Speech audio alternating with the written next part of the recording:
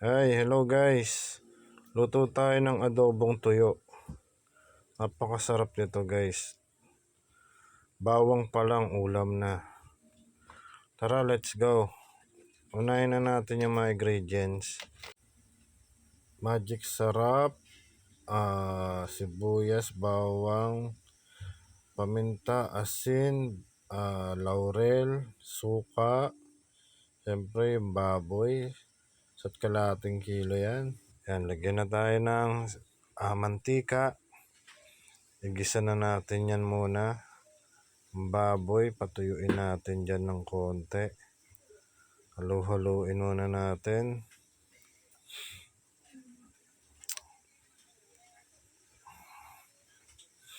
Medyo takpan muna natin yan. Tapos pagka medyo luto na, ito na, lagyan. Halu-haluin na. Halu-haluin nyo lang yan hanggang magmantika. Pag nagmantika na, lagay nyo na yung asin. Iodized salt yan. Tapos yung laurel. Para tumapang na yung lasa niya, laurel. At paminta. Para maging crispy na siya. Ayun na sikreto dyan. Inuuna yung paminta. Halu-haluin lang. Mas lagay na natin yung sibuyas dyan.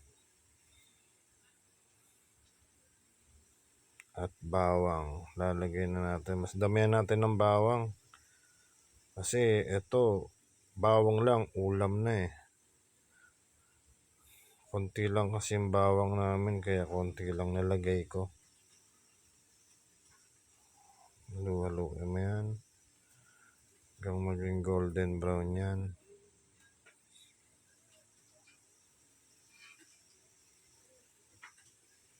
Lagyan na natin ng suka. Ito yung suka, medyo damihan nyo. Ayun yung nagpapadagdag ng lasa dyan sa adobo. Adobong Bicol to, pinatuyo. Takpan na natin muna to ng mga 15 minutes. At ayan, medyo malambot na siya. Dumidikit na yung mga bawang sa kawali. Medyo tostado na yung bawang. Ang sarap niyan guys, yung bawang na yan. Lagyan na natin yan mamaya ng magic sarap. Ayun yung pinakasikreto dyan, yung magic sarap.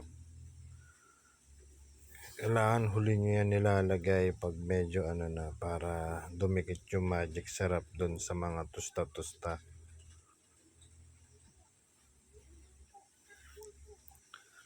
Guys, kalahati lang na magic sarap, okay na yun. Konti lang. Napakasarap niyan pag may magic sarap. Halu-haluin mo lang. Didikit na yung lasa ng magic sarap dyan. Yan, medyo tostado na, no? Ang sarap ng yan. Yung bawang. Dumikit na yung magic sarap sa bawang. Ang sarap nun. Tapos lagyan natin yan ng suka.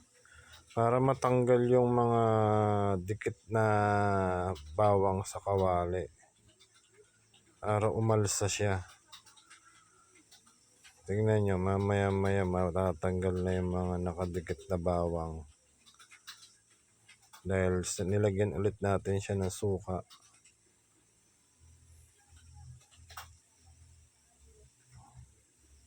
Paborito ng anak ko.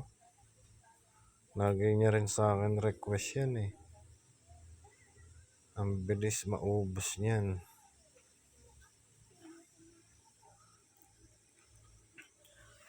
Yan, medyo mamaya-maya okay na yan. Kain na tayo. Tara, let's go na.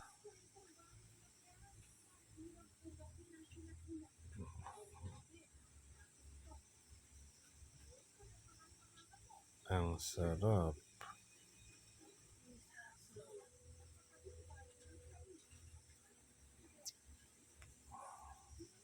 Kain na tayo guys.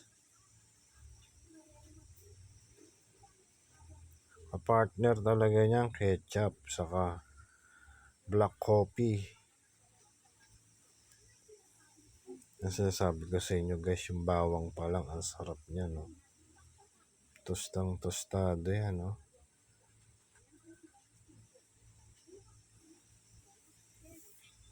Mapapadalawang plato ka dyan.